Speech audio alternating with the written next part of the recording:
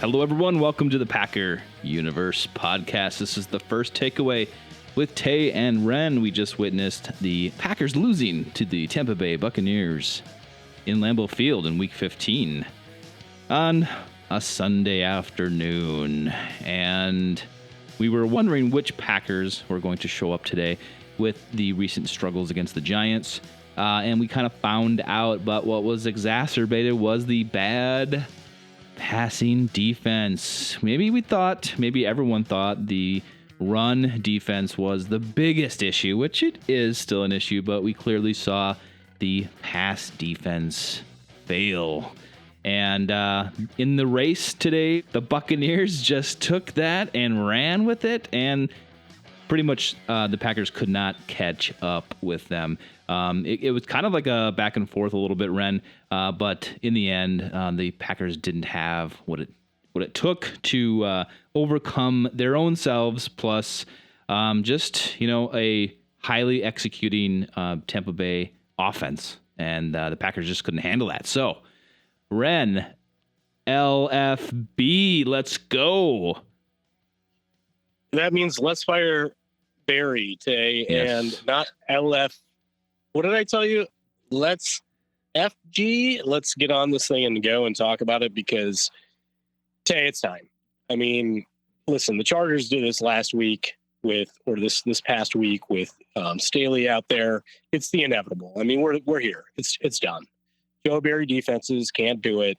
There are too many issues. I mean, come on. They're in prevent again, leading up to the end of the first half. We've got, 2nd and 29, Tay, and they give up 22 yards. I mean, you just can't do that. Chris Godwin, he's a great player. He had a great game. They just didn't have answers for this Bucs team, Tay. I mean, honestly, Baker Mayfield today, Tay, he looked like, a future Hall of Famer in this game. I mean, seriously. They did somewhat shut down a run game. Great. Good job. Well done.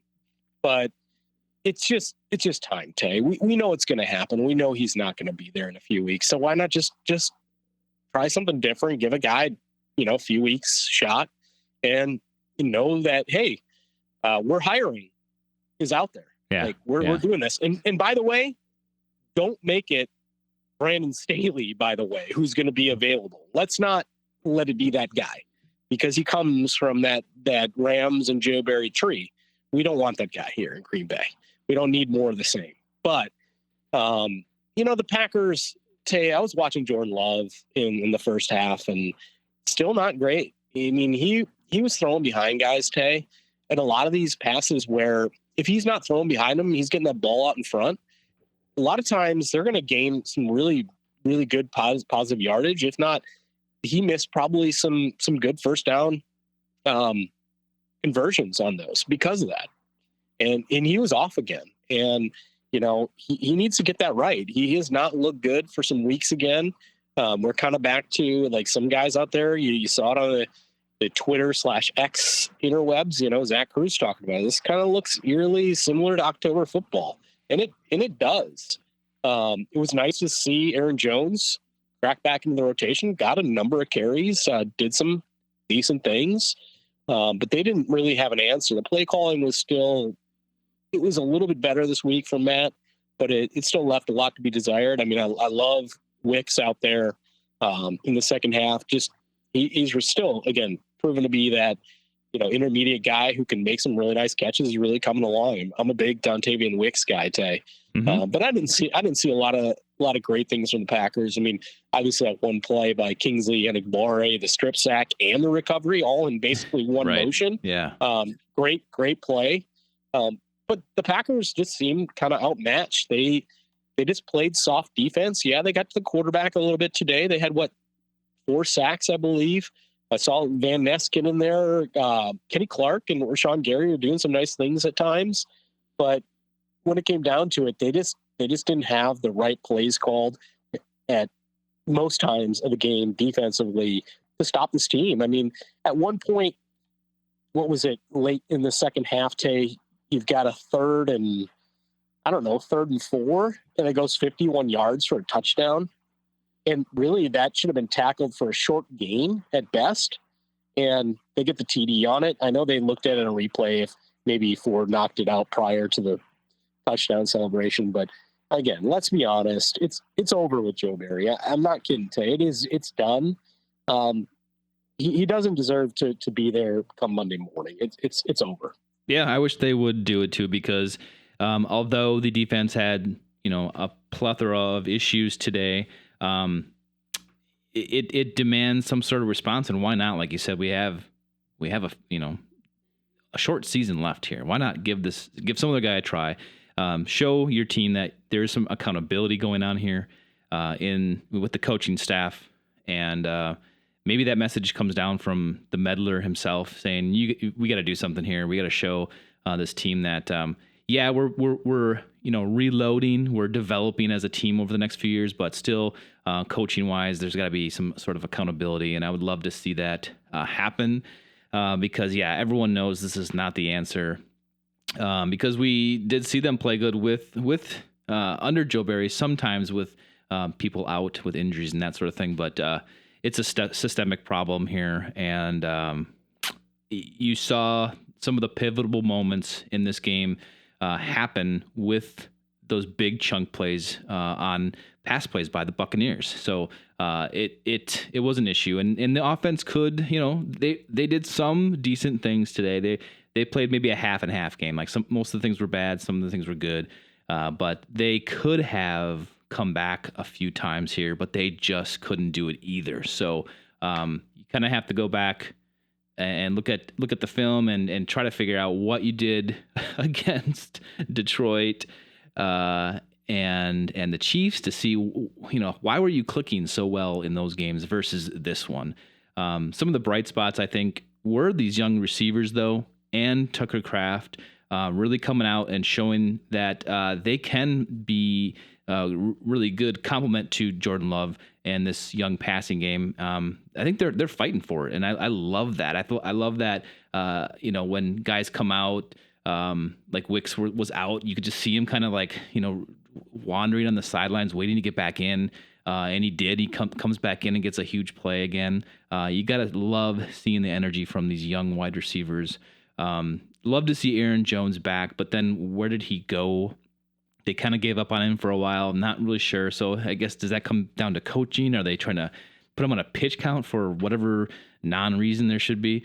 I don't know. Like, so, it's just this offense didn't look good, or didn't look great again. So you just have to ask yourself questions about the offense, and of course this huge deficiency on defense. But they just outplayed us, and it was a points race for a little while. It was back and forth, but the Buccaneers got out front, and we just could not catch them. So this is kind of what we deserved. I watched the last few seconds tick off the clock, thinking, well, this is what they deserve. There was a few moments where it could have turned around the other way, but they just couldn't get it done, and that's the Packers right now.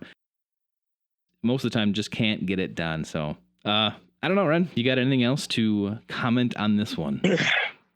Well, I do like the fact that you brought up Tucker Kraft. I mean, again, we're continuing to see the development of that young tight end, and you got to love it week to week, and what they're going to have in that tight end room moving forward. And we've talked about it almost a little ad nauseum, but it's one of the bright spots. Obviously, Wicks is a bright spot. Jaden Reed did some nice things. Little Bo Melton today. Heath. I mean, they're missing that speed element. You can't put that all in Watson, but certainly as we look forward to 2024 in the draft, it was nice to have Aaron Jones out there. I would say they probably pitch counted him a little bit, unfortunately. Just run the guy. I mean, he's out there. If he can play, he can play. Tay.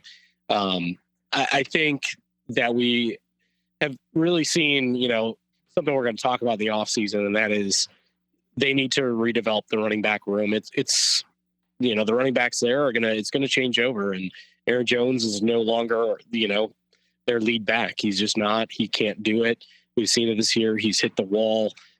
He's injury prone. I love Aaron. He's a great dude, but it's time to change the room, and they're going to need to do it. That's definitely a place in the draft they're going to need to address. And they're missing some things. But again, Jordan, in some respects of this game, did some nice things, and a lot of others, like I said, I mean, he's just behind guys, and he's not looked very clean. And I'm glad they didn't give him the bag, Tay, because sure, I'd extend him, but make it something friendly for the team that, 3 years, $90 million, you can get out of it in a couple of years if it's not working out, but you still give them some good money to say, hey, we're paying you for some decent play, but you got to still prove it.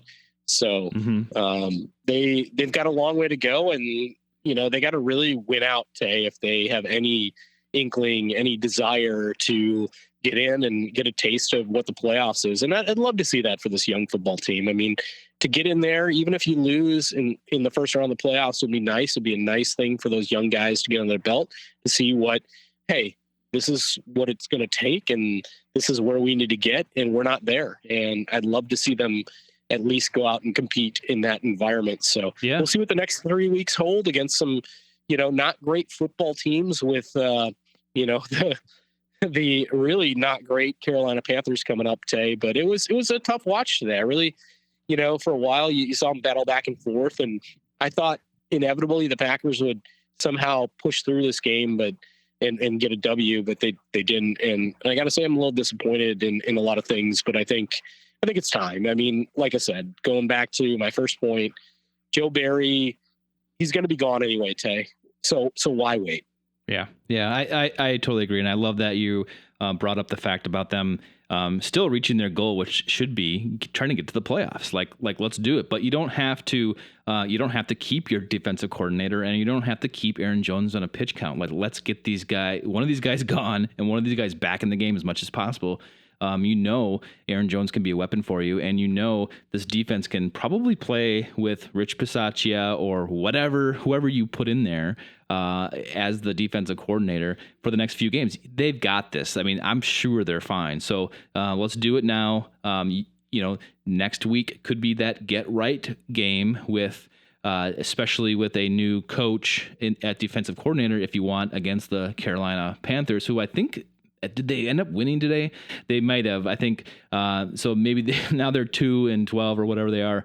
Maybe they have a little fire under them to be spoilers or something. But you have to still have that goal here, and it's possible. Get to the playoffs, get some confidence, and show the league that you matter, and you weren't just some pushover team this year with a new era change. So I love that mentality, love that attitude. I think they should keep that, and don't pull any punches.